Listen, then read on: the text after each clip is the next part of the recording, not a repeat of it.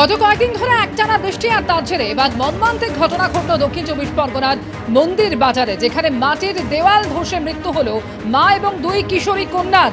টানা বৃষ্টির জেরে পুরনো মাটির দেওয়াল ধসে পড়ে এবং ধসে পড়ে এই দুর্ঘটনা ঘটে। বাংলা আবাসের টাকা 2 কিস্তি পেয়েছিল এই পরিবার, কিন্তু ঘর তৈরির আগেই দেওয়াল ধসে এই মর্মান্তিক মৃত্যু হলো। আমি দাঁড়িয়ে আছি মন্দিরবাজার ব্লকের আচনা গ্রাম পঞ্চায়েতের রামনাথপুর গ্রামে।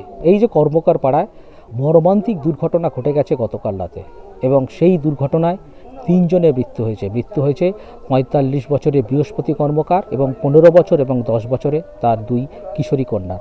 এই বাড়িতেই দুই মেয়েকে নিয়ে থাকতেন বিধবা মা, পরিচারিকার কাজ করতেন এবং দীর্ঘদিন ধরে এই বাড়ি ভঙ্গুর অবস্থায় রয়েছে এবং কার্যত যে বাঁশের যে কাঠামো ছিল সেটাও ঘুম ধরে গেছে, যে কোনো মুহূর্তে ভেঙে পড়তে পারত। তার উপরে ছিল তারপলিন চাপানো ছিল।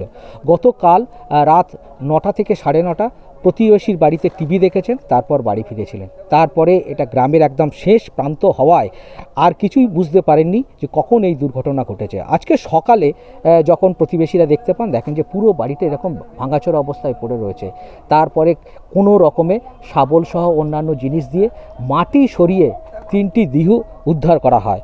এবং এই যে বাড়ি, তাদের যে অভিযোগ প্রতিবেশীদের যে অনেক আগেই এখানে পাকা বাড়ি তৈরি করার কথা ছিল, কিন্তু সেই পাকা বাড়ি তারা পায়নি। পরবর্তীকালে বাংলা আবাস যোজনায় অনুমোদন হয় এই পরিবারের নাম, এবং প্রথম কিস্তির টাকা পাওয়ার পর এই যে দেখাই যাচ্ছে এই যে পাকা বাড়ি, তার দেওয়াল উঠেছে, এবং দ্বিতীয় কিস্তির টাকা গত 30শে আগস্ট ব্যাংকে ঢুকেছে, কিন্তু সেই টাকা এখনও পর্যন্ত তুলতে পারেনি। কিন্তু সব কিছুর মধ্যেই, কেন্দ্র রাজ্যের টানাপোড়েনের মধ্যেই এই মর্মান্তিক দুর্ঘটনা, এবং এই যে পরিবার তারা আজকে একদম অকালে চলে গেলেন 2 কন্যা সন্তানকে নিয়ে, একজন বিধবা মা।